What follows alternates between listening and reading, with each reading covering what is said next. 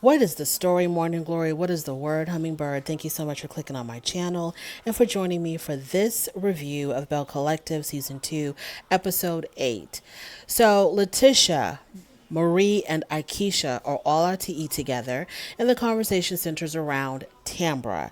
So, Aikisha tells the women, now I can understand why y'all were having such a problem with me. It's because, Tambra was telling y'all that I was saying all these negative things about y'all, and I really wasn't. Tambra was lying. So Aikisha and Tambra, excuse me, Aikisha and Marie and Letitia, they talk about it. They all agree, like, we're just gonna move on. Forget about what Tambra said. We're just gonna, have a clean slate, move forward, and just start all over. So then Marie announces that she is opening 5 methadone clinics, and she is the first Black woman to do so in Jackson, Mississippi. And so she's very proud of herself, as she should be, because this is a huge accomplishment. It seems like, from what Marie tells us on this show, she is making big moves. For her to be the owner of all of these rehab clinics and now 5 methadone clinics, she's making really big moves. She's like a real boss lady, right? So she's going to celebrate this event, and she's going to have some type of a party or celebration or something, and she's inviting all the ladies to attend. Then she tells them that her mom has relapsed and she doesn't know where the hell her mother is. So that's something else that she's going through. I mean, Marie has so much on her plate. It is a miracle that she gets up every day and does what she does, because she's got to deal with the grandchildren. She's got to deal with her grandson Zion losing his mother. She's got to deal with her own children. She's got to deal with, I don't know if she's got anything to do with her ex-husband anymore, or if that's completely over and done with. And she's got to deal with this business that just keeps growing and growing and growing. So Marie has a lot on her plate. Letitia then turns the conversation to Tambra, Taisha, and Demond. And, she talks about how really strange it was that security had to come, and the security didn't usher them out, but the security came, I guess, to remove Tambra and Demond from the group, because they were all talking about Taisha. Well, Letitia was confronting Demond about Taisha and telling Demond, that Taisha told her that Taisha and Demond have this really deep connection, and Demond wasn't trying to hear none of that. Okay, he wasn't here for none of that. So then the security came and like kind of ushered Tambra and Demond out of the way, and so Letitia kind of saw it as, Tambra couldn't take the heat of the conversation, so she had her goon come and just basically shut it all down. Another thing that I wanted to talk about is this about Demond's double identity. Some people know him as Demond, some people know him as Greedy. And it seemed like in the beginning of the season that people were not even sure if they were talking about the same person, because they knew him by different names. How does that happen? Because I thought this was like a very small community and people practically all knew each other. So, because I remember the very beginning when Taisha was first telling Letitia about Demond, I think Letitia was like, "Oh, do you mean Greedy?" Like they were talking about the same person, but they knew him. I didn't understand that at all. Like, how do they not know that Demond and Greedy are the same person? You know, so I didn't understand that. But anyways, moving on. Tambra, she goes out to eat with Demond. So Tambra and Demond, they've decided that they're going to stand as a united front against all the naysayers, the people that don't believe in their relationship. When I see Tambra talk about Demond and how she is going to, stand by his side, and that she is going to defend him, it just really irks the hell out of me, because, girl, you never know. You never know about people. So instead of taking this, especially when you're not even married to the man, y'all haven't even exchanged vows yet, and already you're taking this stance like you're going to be this ride or die chick for him, and you're going to go down in flames with him, and you're going to cut off all other ties with everybody else in defense of this man who is not even your husband. I don't even know if you consider him your boyfriend, because the last time that we saw him last season, he was just going to be someone to donate some specimen to you to have a baby, and I thought that was it. Now here we are in season 2, and you're like taking a bullet for this guy, protecting him to the nth degree, acting like you know his every single move every second of the day, when girl, you probably don't even know 1/10 of what this man is doing in 24 hours in a whole day. So it's just like, it really irks me, because I feel like when people are coming to you and telling you, hey, your man's been doing this, your man's been doing that, you shouldn't automatically believe it, but you shouldn't be like completely ignore it either. You should do your investigation, do your due diligence as a damn woman, and kind of do your investigation. Don't let him know that you're investigating the situation, and don't let your friends know that deep down inside, you want to defend and protect him, but just kind of be real like aloof about it all. Kind of like, oh, really? Is that what Taisha's saying? Okay, just let her know. She can call me up anytime. Me and her can chop it up. She can show me her receipts and we'll go from there. Because you got to figure it out. You got to know what the hell is going on. You can't be this blind and dumb, Tambra. You just can't. Now, I'm not saying that Damon did anything. I have my suspicions. I definitely have my suspicions. But hey, if it came out that this guy was squeaky clean, I would be not surprised, and I would be happy for Tambra that she chose someone who was, halfway decent. But I don't know that, and she doesn't know that, and she needs to stop acting like she knows it. So while they're having dinner or breakfast or whatever the hell they're eating, they're talking about, all these people just jealous of, oh, she said it. She goes, I think it's just jealousy. And then Damon was like, yeah, that's exactly what it is. Of course he's going to agree with that. It just, that's something else. Men love to go, even though she's the one that said it, but I know that he was happy that she said it, because men love to believe that when other women are trying to put something in your woman's ear about things that you're doing in the, in the dark of night, the first thing that a man was going to want to say, oh, they're just jealous of you because they ain't got no man. They're just jealous of you because you look better than them. And it's not that, but in this situation, this is what Tambra wants to believe, that it's just jealousy. So Damon tells her he wants her to move in pronto, ASAP, move in like yesterday. And Tambra was like, but where's my ring? And Damon is like, I don't know what the hell he told her, but it seemed like he's not really in a rush to give her. You know what's going to happen? They're gonna make us think that Demond isn't ready, but then I think at some point he is gonna end up proposing to her. I think he's gonna end up proposing to her. By the way, while they were eating at this restaurant, Tambra looked really pretty. Her makeup, her hair, I mean, it was really, I thought she looked really, really nice. But anyways, I digress. So he wants her to move in, but he ain't talking about marriage. And I don't know if he wants her to move in because he knows that they're going to end up getting married anyway. So he might as well just move in now. But if you're going to marry her anyway, why would you talk about moving in first? I don't understand that. If you're going to plan this surprise proposal for her, which I'm thinking that's what he's going to do, why not just do the proposal? Well, why are y'all talking about moving in? But I have a feeling it's probably going to end up moving in because Tambra comes off as a very intelligent, accomplished, independent career woman. But then when it comes to some of these Joe Blows, sometimes a woman like her loses all common sense and starts doing things that she promised herself that she would never do. I don't know if she's just so happy that somebody picked her. I don't know if it's something about him specifically, or if she's kind of like, I'm running out of time, I need to make something happen. I don't know what's going on. But the fact that she would even consider, and let's just move on. The fact that she would even consider moving in with him when she has certain standards for herself, that she had to be married first before she moved in with the man. It seems like now she's kind of like getting kind of, all of a sudden now, when it was so black and white, now it's kind of gray.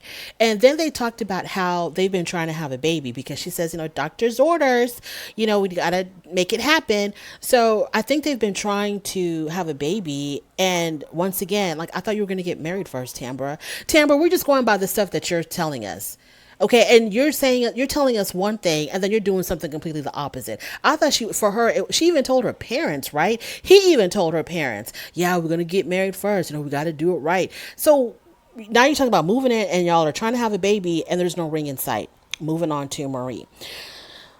Marie, we finally get to meet the mother of Zane's mother who was murdered. So we meet Zane's other grandmother. Her name is Glenda. So this was an emotional scene. Nothing really much to say here.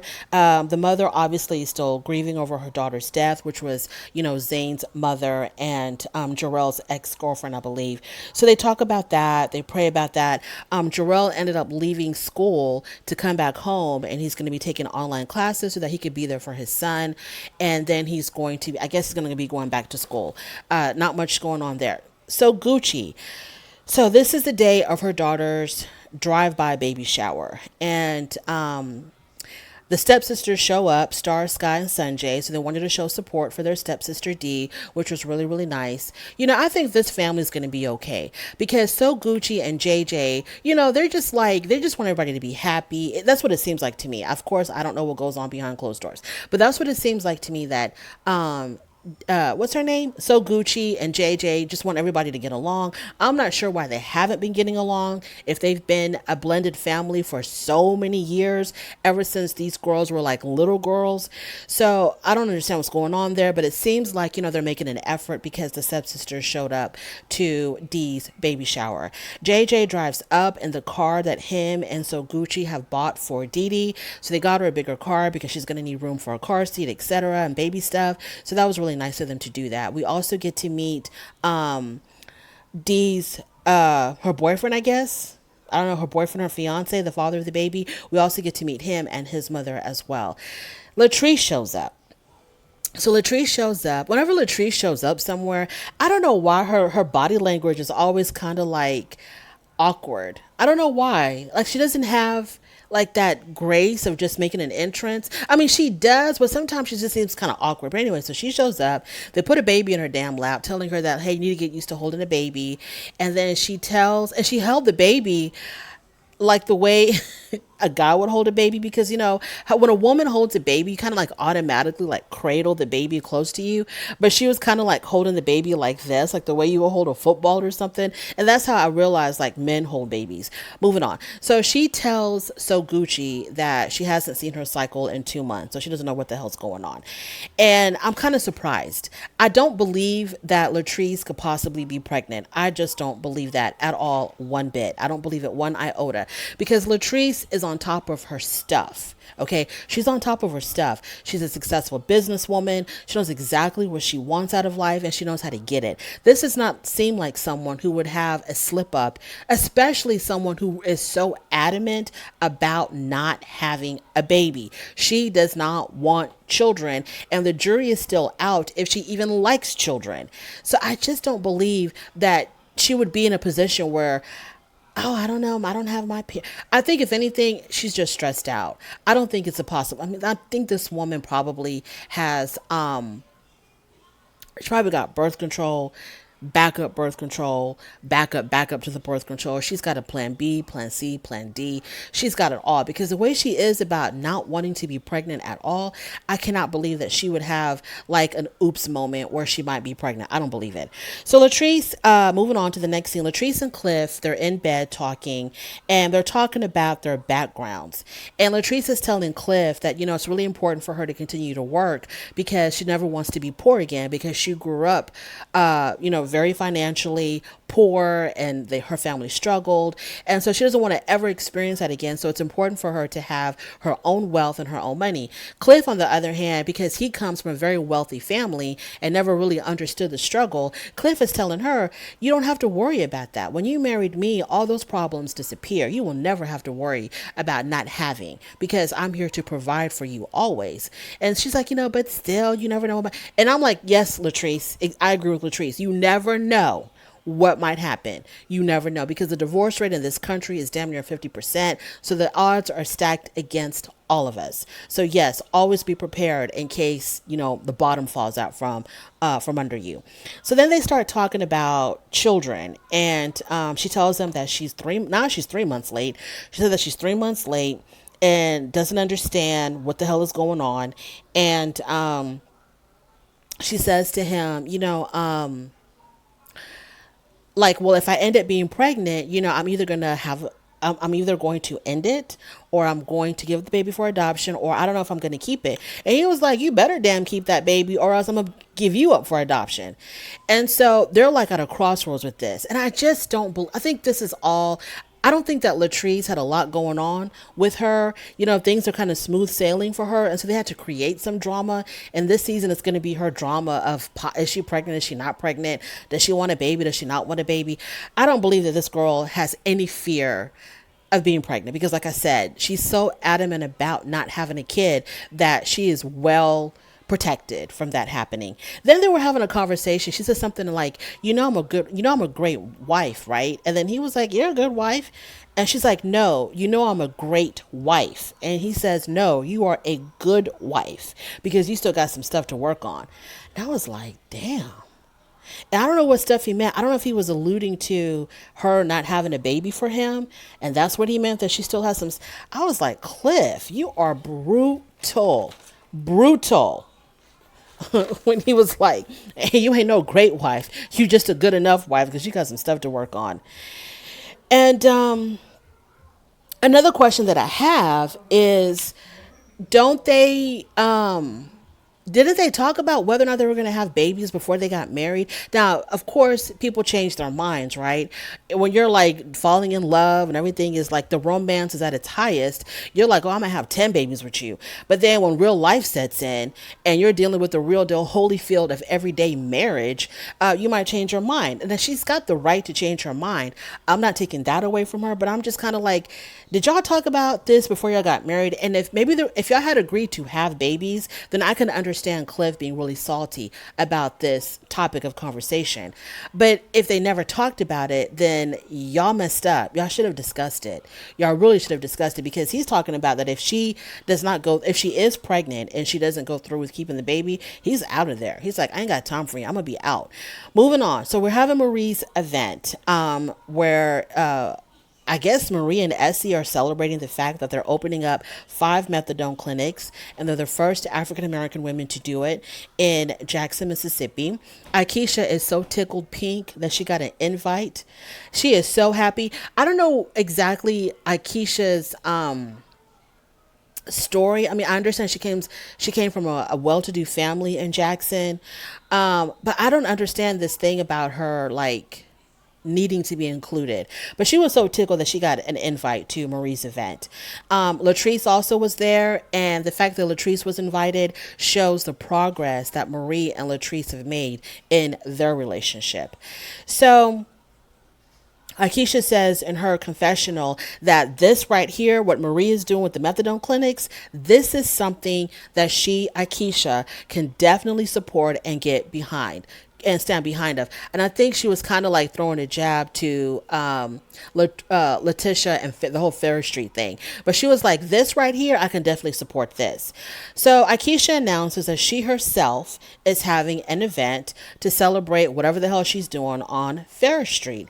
And so she's going to have it like at a very exclusive establishment. I don't know what the hell they said it was, but it's supposed to be very exclusive over there in Jackson.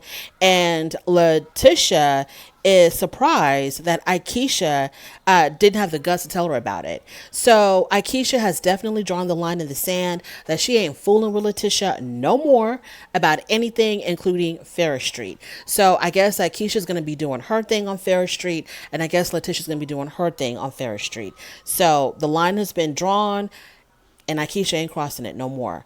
Marie then introduces Glenda to the group. I forgot the daughter's name, but the daughter who was murdered, the mother of Marie's grandchild Zane. So she comes into the group, and then Taisha, the event planner, shows up.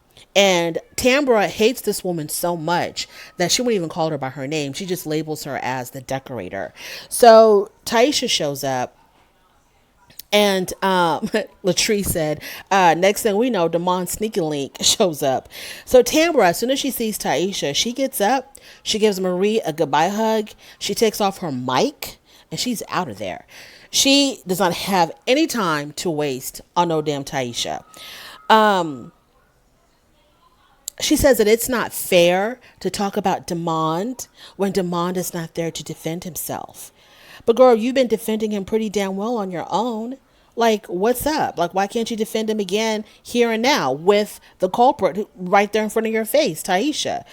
So I understand, girl, that you feel like your man needs to be there to defend himself, but sometimes two women need to have a discussion without the damn man around. You and Taisha just need to compare some damn notes. The funny thing about it is that there probably is nothing to this, but Tambra, the way you run, the way you get so scared every single time Taisha's name is brought up, now Taisha has entered the damn room and you're making your exit, you're just making it seem like you're not ready to confront the inevitable. It seems like you know what Taisha has to say, but you just don't have the wherewithal to take it. That's what it looks like. Like you're just not ready to confront the brutal truth of what Taisha has to say. That's just what it looks like. Because if you weren't worried about what your man was doing, you would have talked to the girl. You would have been like, okay, girl, you're running around here talking about my man is doing this, that, and the other with you. Where are the receipts? Show me the text messages. What is going on? But every time Taisha, okay, not every time. This is the first time.